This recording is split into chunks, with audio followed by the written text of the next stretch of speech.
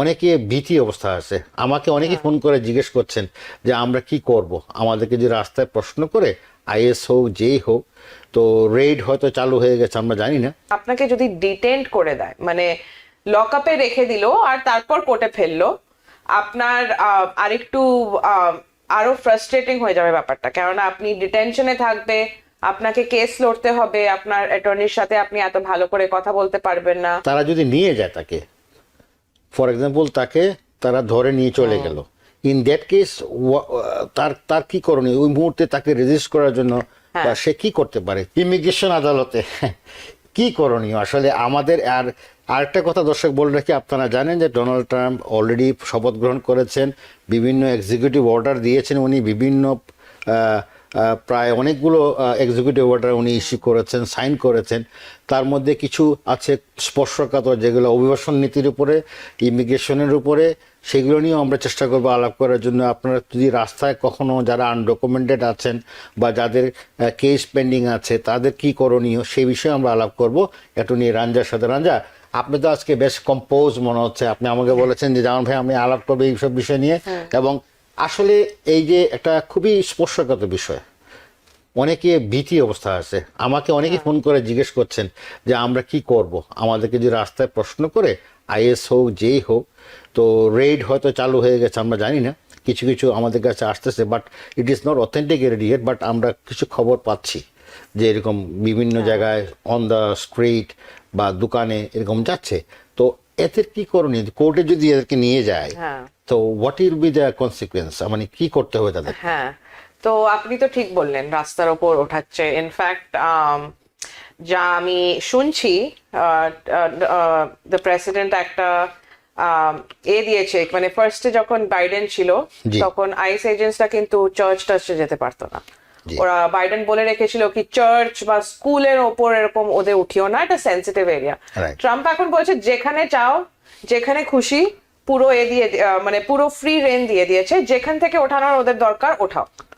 তো ফার্স্টলি এইটা আপনি ঠিক বলছেন, অনেক লোকেদের ইস্যু, কেননা মানুষ স্কুল যাবে না, মানুষ কাজ করবে, মানুষ চার্চ বা মস্ক যাবে না ওদের। তো এরকম জায়গায় যখন আপনার যদি ডেঞ্জার আছে ওঠানোর, আর কেউ আপনাকে উঠিয়ে দেয়, অলওয়েজ রিমেম্বার সবার একটা রাইট আছে অ্যাটর্নি হওয়ার, অ্যাটর্নি মানে রাখার।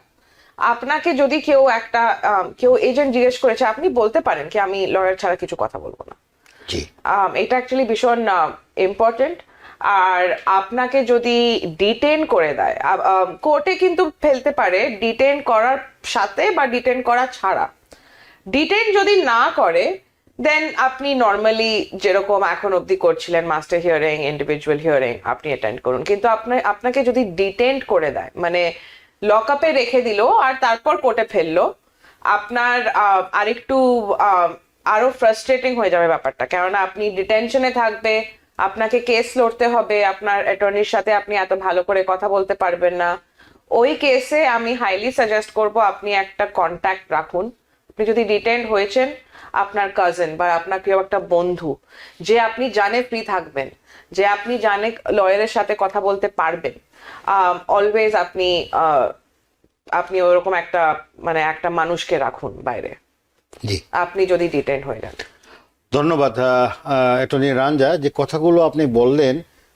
আজকে আমার মনে হয় this is the second or third day being president Donald Trump. শপথ গ্রহণ 20 তারিখে উনি শপথ গ্রহণ করেছেন, তো আজকে অথবা সেকেন্ড অথবা থার্ড ডে ওনার জন্য।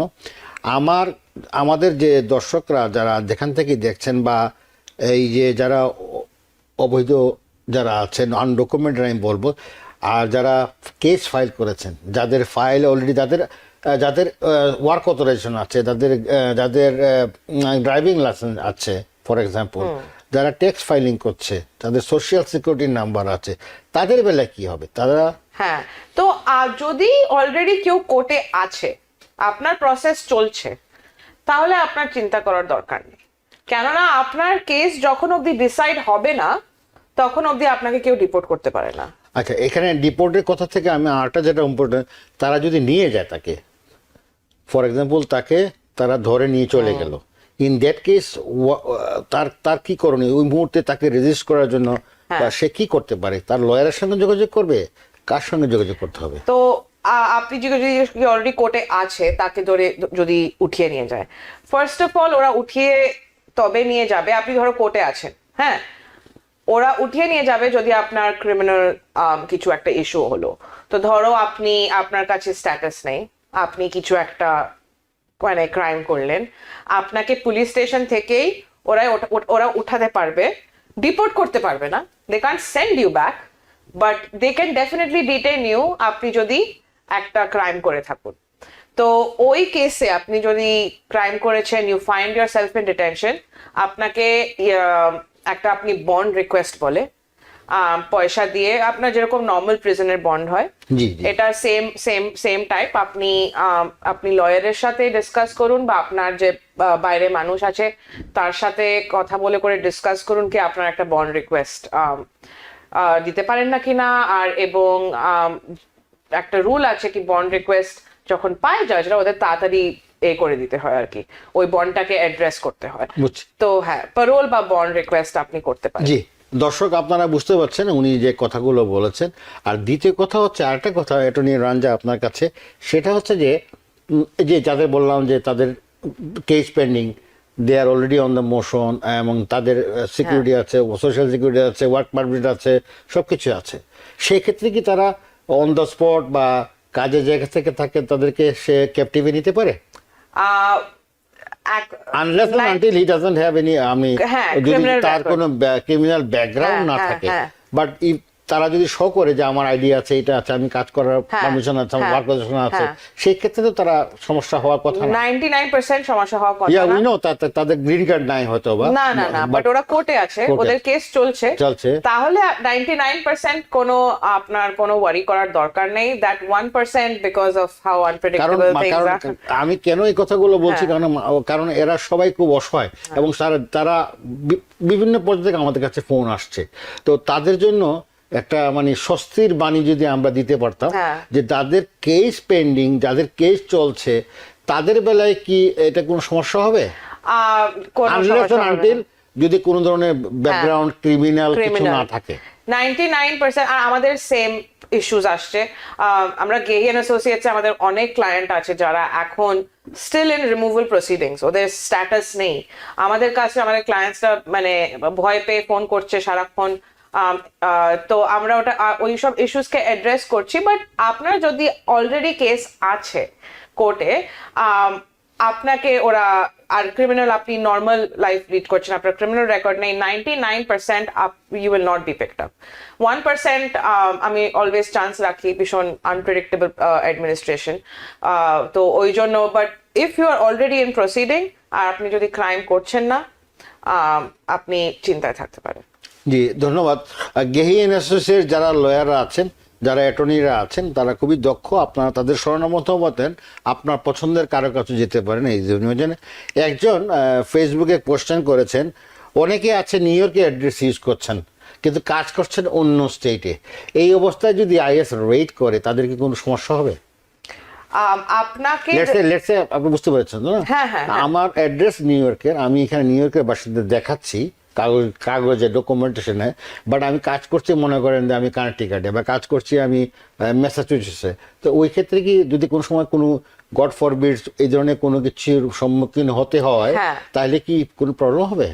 কেস বাই কেস বেসিস হবে এটা।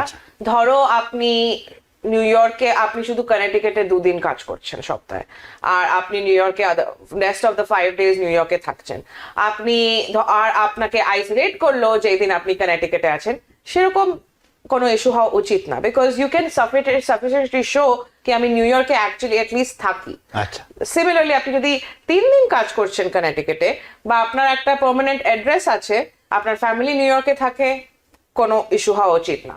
বাট যদি দেখে কি আপনার কোনো একটা রিলেটিভ নিউ ইয়র্কে থাকে আর আপনি পার্মানেন্টলি কানেক্টিকাটে থাকেন বাট নিউ ইয়র্কের অ্যাড্রেস ইউজ করছেন, then you can be accused of lying, মানে কোর্টকে মিথ্যে কথা বলা। তো अगेन এটা কেস বাই কেস বেসিস। এটা case by case basis.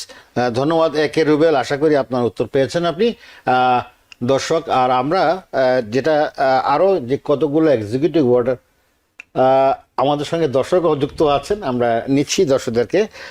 Attorney রাঞ্জা, আজকের বিষয়টা বেশ আমি প্রথমেই বলেছি একটু স্পর্শকাতর, তাই না? হ্যাঁ। কারণ আমাদের যারা অভিবাসীরা আছেন এখানে, হ্যাঁ। যারা এখানে আনডকুমেন্টেড আছেন, আপনি আমরা সবাই একসময় আনডকুমেন্টেড ছিলাম, কিন্তু পরবর্তীতে আমরা ডকুমেন্টেড হয়ে গিয়েছি বা রেজিস্ট্রেশন হয়েছে, থ্যাংক গড।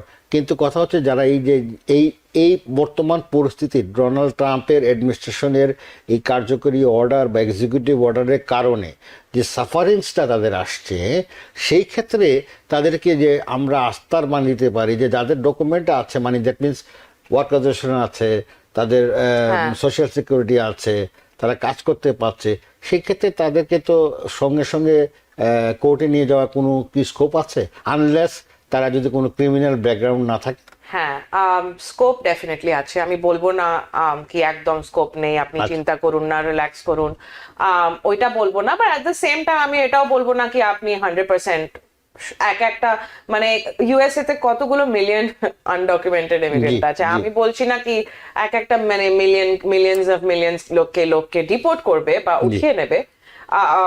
ট্রুথ ইজ কোনো গ্যারান্টি নেই কিছু। আচ্ছা আচ্ছা, কিসের কি হবে, কেননা within 3 days the president has released so many executive orders. yeah, that is 3 দিনের মধ্যে, এখন নেক্সট 3 দিনের মধ্যে কি হবে কোনো কিছু ঠিকানা নেই। বাট আমি শুনেছি যে এটার এগেইনস্টে আবার লসুটও হয়েছে, ফাইল হয়েছে, হ্যাঁ, same day.